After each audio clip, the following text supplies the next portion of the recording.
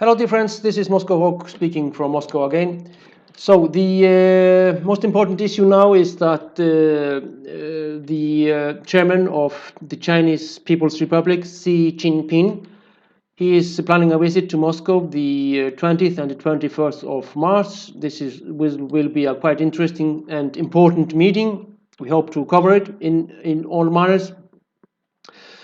But the connection and relationship and friendship, they have personal friendship. That's quite another thing than Xi and Putin have with the Western leaders. So they are quite connected personally. They know each other very well, and they are going to meet here in Moscow.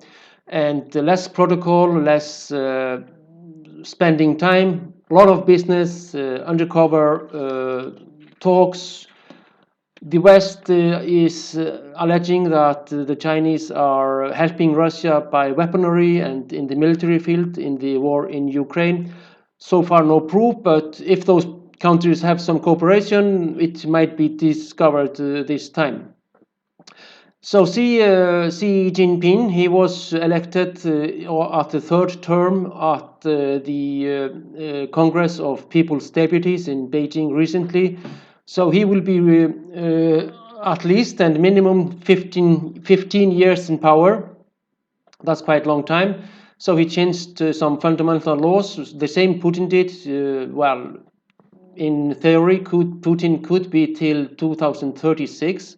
That means he will be 36 years in power because he came in 1999 when Yeltsin, quite a strange fellow, drunkard, went off. But that was his decision, and Putin came, and the world changed a lot after that. So Xi is the chairman of the People's Republic. Well, they don't have the president post, but he is called president in the West. Little misunderstanding maybe, or inaccuracy. He's the head of the armed forces of the People's Liberation Army. He is in the Politburo. He is the main ideologue of Chinese domestic and foreign policy. He has been eliminating poverty, as they say, and of course he's a quite hard communist.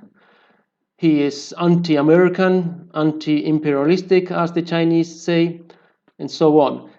Most likely the new foreign minister of China, Qin Gang, will come and meet his counterpart, Sergei Lavrov, the Russian minister.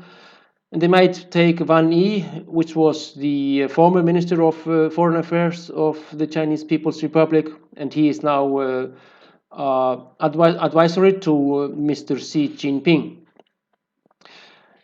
So the Chinese and the Russians, they are having common military drills in the Arabic Sea, in the Indian Ocean, with the Iranians.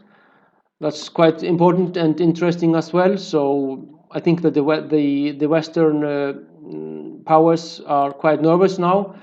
What's happening, and those we see now this map of course Russia. This is 17 million square kilometers. The Russian Federation, the far biggest land in the world, and China is there. You of course see it southeast of Russia. China is roughly 10 million square kilometers. So I think that the West, Biden administration, people like Blinken, Antony Blinken, Tony Blinken, like Jacob Sullivan, they are quite nervous. They have been touring Africa, Asia in order to stop Russian cooperation, and Russia is getting closer and closer to those nations. They claim now anti-imperialistic, anti-Western hegemony union with those poorer countries, but of course China is on a big speedway upwards with Chairman Xi in the most important role. So this will be interesting to see how the Chinese and the Russian are going to get together here in Moscow next week. The most important, of course, in I wanted to show a map, interesting map that the Western special services or security services are drawing up. This is a map of they call it future map of North Eurasia. So the dream of CIA, MI6, the Danish maybe secret services is to split up Russia, to rule and divide like the Brits did in China when the Brits turned the Chinese territories into small territories. They made all the Chinese become drug addicts by opium, but the Chinese, they fought them back, of course. So here they are dreaming of Buryatia, Yakutia, of this Kamchatka, of Anadyr and so on. Taimyr, Komi, Russia should be Moscow region, St. Petersburg. Sami in Kola Peninsula, Karelia should be Karelia, Finns should come there and be the ruling class again and so on. Jewish Republic, this is the republic Stalin established after the war in order to Israel too, or in order to save the Jewish population. So this is it's quite, I would say it's quite unrealistic map, but it's interesting to see it and take a look at what the Western people are dreaming on Russia. But of course, also the main interesting thing now is the drone Russia shoot down with Sukhoi 27. It poured fuel on this drone, which is United States. It's called MQ-9 Reaper. It's a spy drone. And the US is now sending those drones into the Black Sea. We see the Crimea, the Crimean Peninsula, and they are spying there inside the Black Sea. I would. It would be interesting if the Russian would send drones into the Mexican Gulf, into Hudson Bay, in order to reconnaissance, like they say on Russian activities. But this is of course one of those NATO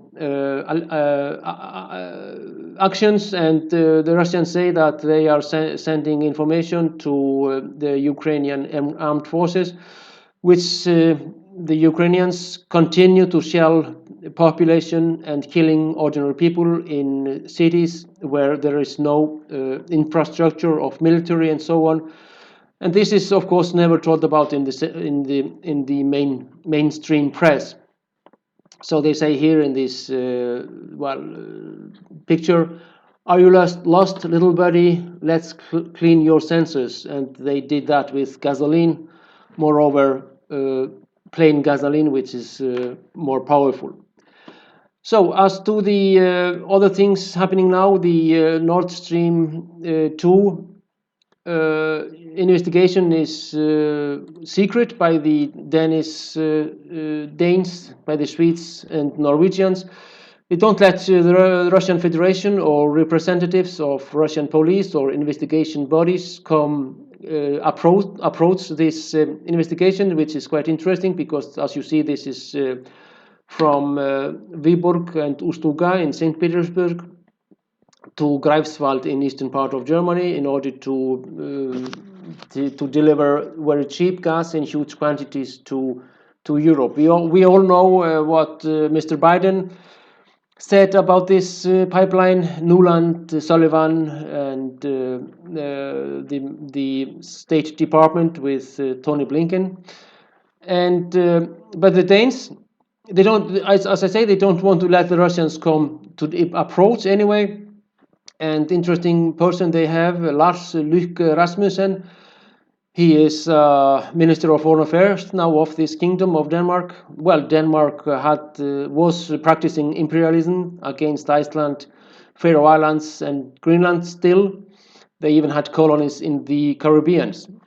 So Mr. Lars Løkke, he said, Denmark, Sweden, and Germany have rule of law, and one can have full confidence in our investigation. But anyway, they even don't let the Russians come nearby. So this is quite interesting. And if you can call it objective, that's quite clear that's not the case. As to other interesting things we are looking at in this matter is that here is the map of Nord Stream. The blasts took place near Bornholm, which is a Danish island. Well, anyway, it was freed, by the Red Army from Nazi Germany in 1945, but they returned it to the Kingdom of Denmark. The Soviet Union did. But 3 blasts took place, 3 explosions. They say that a plane came from Iceland in order to detonate those explosions. That's flight radar is showing such information, which is quite interesting. That means that the 4th Scandinavian nation is involved, because this is act of war against the Russian and German interests, against the Russian property of civil infrastructure. Those gas pipelines, of course, are never any military object. So we have here a picture of Mr. Lars Løkke Rasmussen. This is him, this Minister of Foreign Affairs of the Kingdom of Denmark. Interesting person. Now he is holding this post in the Danish kingdom. I hope I would tell him to let Danish influence from Faroe Islands and Greenland. I hope those neighboring countries of Iceland will be free and independent in the nearest future. But here we have a quite interesting picture of this fellow. He is here in Afghanistan, and quite interesting, posing with AK-47 in a Pashtun clothing. Pashtuns are one of many tribes in Afghanistan. But the Danes, they sent, this is AK-47, the short version of it. You can take the handle down or put it under again. Automat Kalashnikova 47. This is of course the best weapon and most produced ever. So he is liking this weapon, but I hope this fellow Lars Løkke Rasmussen, he didn't shoot any Afghans, but it was this famous and disgracious staying of his forces. Iceland went to Afghanistan even. It was completely disgraceful adventure in Chicken Street, where some Icelandic soldiers went to buy carpets, and with infamous result. As well, the Danes went from Afghanistan with the American forces, and they are good servants of Biden administration. They are good lackey and complete under those influence. And the Minister and Ministry of Foreign Affairs of Iceland, unfortunately, is also completely under American rule. So, well, I don't know if we should say anything good to Mr. Lars Løkke Rasmussen, but we hope that he wouldn't take weaponry again, M16 or Heckler und Koch, some German.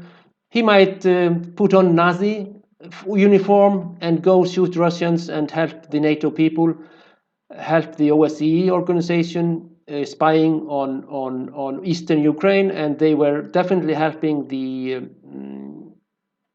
national forces, and very nationalistic, notorious Azov, Tornado, Pravi Sector, to kill ordinary Ukrainians. They still do that, but anyway, we hope at any rate that people will sit down. We don't have any calling from this Danish people, from the Icelandic ministers and so on, to stop the war and start negotiations. Anyway, that's all for now, and all the best for you, and we will see you quite soon.